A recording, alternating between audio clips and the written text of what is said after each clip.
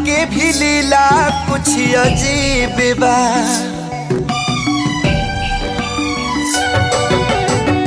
बेवफा भी कह दी कैसे मासूम यार के, दगाबाजी अपन ही नसीब बा।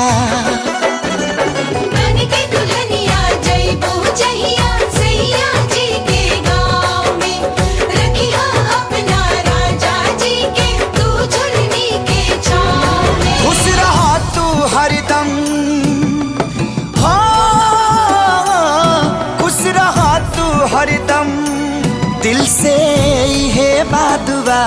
सांस बन के बसल, सांस बन के बसल बाड़ू तू सर